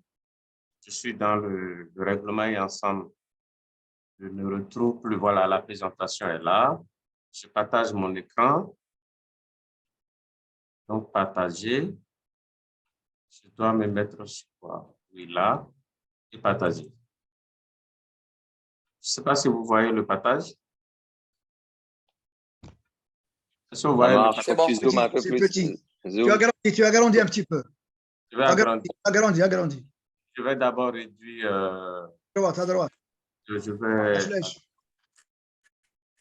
Non, à droite, en haut, la flèche. Vous agrandissez. Voilà. Voilà. C'est ça. Un peu moins. Attendez, je vais faire comme ça. Un peu moins. Non, vous réduisez un petit peu. Réduisez un petit peu. Voilà, c'est bon. Alors, vous commencez à la 1. 55.8. 55.8.2. Pour toutes les courses, les postes seront installés environ tous les 5 km où de l'eau sera fournie. Pour les courses de plus de 10 km, du ravitaillement autre que de l'eau pourra être fourni. Note I. Si les conditions le justifient selon la nature de l'épreuve, les conditions météorologiques et la condition physique de la majorité des concurrents, les postes de distribution d'eau et ou de ravitaillement pourront être placés à intervalles plus réguliers le long du parcours. Note 2i. Les postes de brumisation peuvent également être aménagés lorsque cela est jugé souhaitable en fonction des conditions de l'organisation. C'est ça ce que j'ai dit. Voilà. Oui, mais Kawi, tu dis qu'on ne doit pas multiplier les points d'eau. Non. On ne multiplie pas. Vous ajoutez des postes de brumisation. Vous les ajoutez. Non, mais Kawi, attends un peu. C'est de l'eau. Vous ajoutez que de l'eau. Pas de l'eau. Il y a 2 notes à la règle. La première note dit que si les conditions le justifient, selon la nature de l'épreuve, les conditions météorologiques et la condition physique de concurrents, de la majorité des postes de distribution d'eau et ou de ravitaillement pourront être placés à intervalles plus réguliers. C'est quoi? C'est quoi? C'est-à-dire que la règle dit qu'il faut donc mettre tous les 5 km. C'est-à-dire, il faut des postes seront installés environ tous les 5 km où de l'eau sera fournie. Et tu as défini cette distance et tu as dit qu'on mettra des ravitaillements, épongements et tout ça à des intervalles donc entre 2 points, ce qui fait donc les 5,5. Oui. Mais la règle dit que si la note I, lis bien la note I là, si les conditions le justifient, par exemple, selon la nature de l'épreuve, les conditions météorologiques et la condition physique de la majorité des concurrents, les postes de distribution d'eau et ou de ravitaillement pourront être placés à intervalles plus réguliers. C'est-à-dire continue, mais continue. Plus réguliers le long du parcours. Continue. Les postes 2, la note 2, des postes de mobilisation peuvent également être aménagés. Oui, je suis d'accord avec toi, mais ça ne remplace pas le fait que les postes de ravitaillement seront plus réguliers. Parce que tu sembles dire que il ne s'agit pas de multiplier les points, mais qu'il faut juste ajouter des... Ajouter ça. Oui, c'est tout. Non, on peut multiplier les points. Mais c'est ça. Quand tu ajoutes ça, ça fait une multiplication. Non. Quand tu ajoutes ça, ça fait une multiplication. Écoute, Mekari, lis la note correctement. La note dit des points. Oui, je l'ai lu, bien sûr. Attends, s'il te plaît. La note 2i dit des postes de brumisation peuvent également être aménagés lorsque cela est jugé souhaitable en fonction des conditions de l'organisation. Eh bien, c'est ça. Mais si les organisateurs n'ont pas... Au climatique. Mais ça revient au même. Au climatique, c'est la même. Ça ne revient pas au même. Si les organisateurs n'ont pas les moyens d'aménager des postes de brumisation, ils ne peuvent pas le faire. S'ils n'ont pas les moyens, ben ils peuvent multiplier les points de rafraîchissement et de ravitaillement. Je ne sais pas si Mekari me comprend. Non, je vous comprends. Bien sûr que je vous comprends. Non, le règlement est clair. C'est deux affaires différentes. Là, hein? Pour les multiplier les points d'eau, c'est prévu dans le règlement. Ils disent de mettre ça des intervalles plus réguliers, ce qui implique avoir plus de points de ravitaillement. C'est simple. Ça arrive, on doit prendre en considération les différents changements. Maintenant, pour comment ça s'appelle? Right? Ça, c'est assez compliqué. Il y a des gens, il y a des organisations qui font un système un peu de jet d'eau comme ça, qui passe pour mettre de l'eau sur les athlètes. Donc, on arrive à inventer des choses. Mais concernant les points d'eau, oui, tu peux augmenter les points d'eau de façon plus... Le règlement te le permet de mettre des points d'eau de façon plus régulière entre les distances.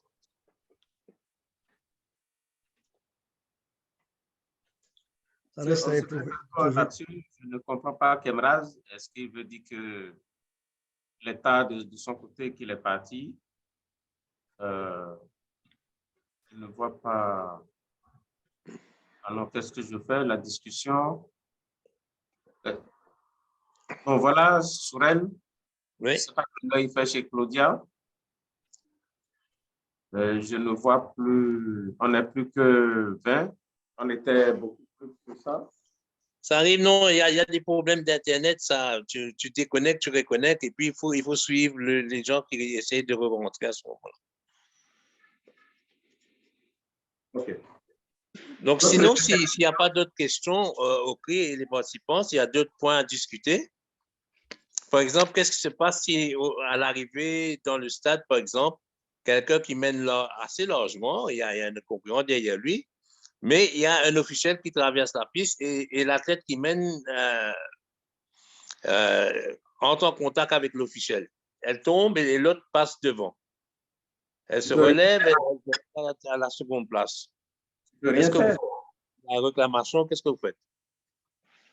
Il y a un proteste avec le juge arbitre et puis, bien sûr, le juge arbitre prendra sa décision et ça va aller au jury d'appel. Quelle est la décision que vous prenez? Écoutez, lorsque la faute n'est pas imputable à un concurrent, l'athlète est lésé. Vous n'allez pas le classer avant l'autre pour dire qu'il a dévancé largement. Il n'y a pas de moyen de... Il n'y a pas de... Oui, c'est déplorable. Comment on va dire? On peut qualifier ça comme on veut, mais tu ne peux rien faire. Oui, absolument. Tu ne peux rien faire. Et là, c'est un problème, là. Si l'athlète parcourt une distance de 42 km, c'est un grand alors à problème. la fin, il sera bloqué. Arrive, hein, c'est arrivé à Athènes. C'est Oui, tout à Et fait. au championnat du monde. Monsieur Farid, Il y a un temps à respecter, il y a quand même. C'est c'est plus arrivé grave, au dernier c'est plus grave chez les Paralympiques. Ok. Oui. C'est arrivé au championnat du monde, Moi, le dernier championnat du personnellement, monde. si j'étais juge arbitre, ici, elle était première, loin d'une distance un peu appréciable, disons 100 mètres ou 120 mètres, même si elle a été percutée par un obstacle extérieur, elle ne peut plus se lever. Pour moi, elle est championne du monde. Oui. Non. On peut pas. Moi, je dis, Arrêtez. c'est un avis. C'est un La règle ne vous autorise pas. avis. Parce que c'est un athlète qui prend, qui court. Il y a un problème extérieur. Il doit être gêné par, je sais pas, un athlète qui coupe au milieu du stade et qui touche, qui fait tomber un athlète. Là, ça c'est autre chose. Voilà, par exemple. Hein. Alors voyons dans d'autres cas. Lorsque vous êtes dans une épreuve de course, en dehors du marathon et des épreuves au stade, lorsque vous êtes dans une épreuve de course et qu'un athlète est lésé de cette façon, eh bien, il y a plusieurs possibilités. La première possibilité, lorsque nous sommes dans des comment je vais appeler ça? Qualification. Dans des tours qualificatifs, eh bien, vous pouvez faire avancer l'athlète lorsque cela est possible. Ouais. Ou bien faire recourir l'épreuve, mais vous n'allez pas faire recourir 5 comment on dit ça? 6 km? Non, pardon, un 5000 mètres, ou un 10 000 mètres, ou un 3000 mètres steeplechase. En tout cas, la règle vous donne la possibilité, lorsqu'un athlète est sérieusement lésé, de pouvoir donc régler. Si un athlète est lésé dans une finale et que c'est la fin c'est pas la dernière épreuve des championnats et qu'il n'y a pas possibilité de reprendre l'épreuve, nous nous retrouvons dans le cas que Souren vient d'évoquer, c'est-à-dire que vous ne pouvez rien faire. Vous ne pouvez rien faire malheureusement. C'est-à-dire que le sentiment humain qui se trouve en vous ne vous donne pas la possibilité d'agir de cette façon. Les règles, vous ne pouvez rien faire. Ok, on a vu ça au dernier championnat du monde, à l'arrivée. Oui, ouais. La fille, je crois que c'était l'Éthiopienne qui est tombée à peu près 40 mètres. Ouais.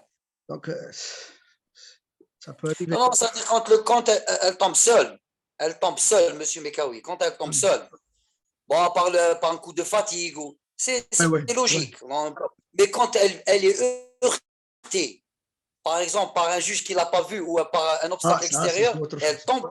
Là, je voudrais savoir comment les juges pourront prendre une décision. Mais dans un cross, qu'est-ce qu'ils peuvent faire dans un cross? Rien du tout. Ouais. Et comme disait, voilà. Dans une épreuve mais c'est arrivé. De qualification, c'est possible.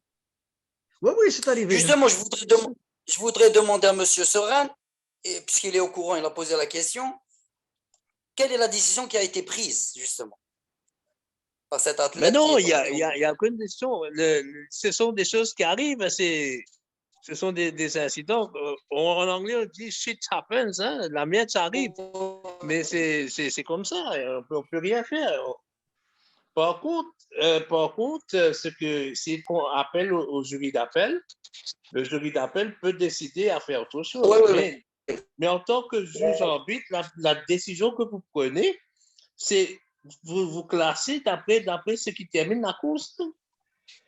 Vous ne prenez pas en considération, elle aurait pu tomber, elle aurait pu gagner. Mais non, ça, c'est pas votre. Vous prenez les résultats, comment ça rentre. Et puis, si elle fait appel, elle fait appel. Maintenant, c'est plus dans votre juridiction. Laissez au jury d'appel faire son travail. Vous prenez pas ce genre de décision-là. Oui, bien sûr. Oui, tout à fait. Ouais. Merci. Et puis une autre chose qui est aussi intéressante, c'est par rapport au record qu'on parlait tout à l'heure là. Ben, le record, c'est prévu qu'il y a 1 mètre par kilomètre pour déniveler. Donc, si c'est 1 mètre par kilomètre, il ne faut pas dépasser ça. Ça rentre pour comptabiliser le record. Donc, 42 km, 125 plus 42 mètres, le record sera validé. Oui, ce sera valide. C'est prévu parce que il y a des dénivelés, ça monte, ça descend. Il y a l'incertitude du moment que ça a été certifié, mesuré, certifié par le course majeur. Surin, pardon. Si moi, je fais un record avec 42 km 195 et vous faites un record avec plus. Non, ce qui te dit, sur 42 km, ce n'est pas matériel. C'est pas matériel sur 42 km. Disons, le fait que ça tourne, ça monte, ça descend, ça va sur les ronds-points, tout ça. Donc, c'est acceptable. D'ailleurs, c'est dans le règlement. C'est pas la même chose que les épreuves sur piste. Oui. C'est acceptable. C'est dans le règlement. Vous allez voir que ça, c'est prévu pour le recours, que ça ne dépasse pas 1 mètre par chaque kilomètre, donc 42 mètres. Donc, c'est prévu.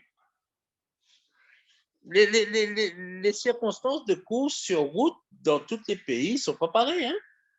Même dans les pays, vous pouvez avoir dans différentes régions, différents parcours. C'est pratiquement impossible d'avoir 42, 195. Hein? Donc, il y a cette marge d'incertitude qui est prévue dans le règlement. OK. Est-ce qu'il y a des questions comme... est-ce qu'il y a des gens qui se souviennent de questions qui se rapportent aux épreuves au stade qui ont été donc... de toutes les façons, au CRI, ça ne s'arrête pas là. Donc, si vous avez d'autres questions, d'autres choses qui viennent, qui vous reviennent après, mais lancez-nous après par mail et puis nous, on va retourner avec vous. On peut en discuter. Ça, il n'y a pas de problème. Le plateforme ne s'arrête pas là. Nous aurons d'autres opportunités à pouvoir en discuter après et même faire des échanges à titre individuel. Alors, donc, ceci dit, Souren, tu me permets donc de dire mon dernier mot avant que tu... Non, pas clôturer. C'est Claudia qui va clôturer, je ne sais pas. Mais pour dire juste que, comme je le disais à l'entame, et vous avez pu vous en rendre compte, nous ne détenons pas du tout, en tout cas les conférenciers ne détiennent pas du tout la vérité absolue. Ce sont des échanges que nous initions. Nous, on présente des documents qui vont susciter des débats et de croisement des méninges. Et c'est ce qui s'est passé. En tout cas, je voudrais vous remercier pour votre attention et vous dire que notre structure ne compte pas s'arrêter en si bon chemin. Vous pouvez donc constater le nombre de personnes que nous mobilisons, en tout cas comme conférencier pour animer ces présentations que nous organisons dans le cadre de l'examen qui va se dérouler en avril, mais que derrière, nous allons continuer, pourquoi pas aller vers l'organisation d'événements, accompagner les organisateurs à travers le monde. Nous allons le faire à travers le monde et nous restons ouverts à toutes les propositions, à toutes les critiques, dire que il faut considérer désormais que c'est la chose de tous et que nous devons travailler ensemble le développement de cette discipline qui nous est chère à tous. Une dernière fois, merci à toutes, merci à tous pour votre attention et j'ai été particulièrement touché par votre présence et la qualité de vos interventions. Merci bien. À bientôt. Merci à vous. Donc, au CRI, avant de terminer, je voudrais surtout remercier Claudia et l'ADC Sudamericano qui nous a mis ce Zoom à notre disposition. Il faut savoir, par exemple, que Claudia, la présentation de Claudia hier à la longueur a attiré 100 pas la longueur, c'était les deux. En espagnol, a attiré plus de 100 personnes. Donc, c'est quelque chose, c'est un mouvement qui a pris. Au départ, ça a un peu lent ce démarrage, mais ça a été pris. Et je voudrais remercier également la CA qui a maintenant donné des instructions afin que vous voyez inviter tout le monde qui veut participer de se joindre à ces conférences-là. Donc, merci à la CA, merci au comité au ADC sud-américain qui a immédiatement compris que c'était quelque chose de très intéressant et qui a passé l'information. C'est ouvert, hein, c'est pas uniquement ceux qui veulent, qui vont aller refaire l'évaluation, mais c'est ouvert à tous les officiels africains et tout le monde qui voudront suivre. L'idée, c'est d'avoir cet échange qui n'existait pas auparavant. Chacun était dans son coin, mais là, on donne l'opportunité à tout le monde d'avoir des échanges. Lorsqu'on discute, lorsqu'on parle des situations, eh bien, ça nous permet de retenir plus et de devenir des meilleurs officiels. C'est ce que nous voulons. Et donc, je passe la parole à Claudia pour pouvoir. Claudia, up to you to close and to say the final words. Merci à tous. Okri, you are the host, so you can close the... So how? Leave. Leave and close. I leave, then you... Okay. Okay, bye-bye. Au revoir tout le monde et merci. on vous rencontre demain. Demain, ce sera pour Peter en anglais. La présentation en anglais. Merci bien. Merci beaucoup, Okri. Merci à vous. Elena. À bientôt. À bientôt. Merci. Bye. Bye bye. Bientôt, bye bye. Walid.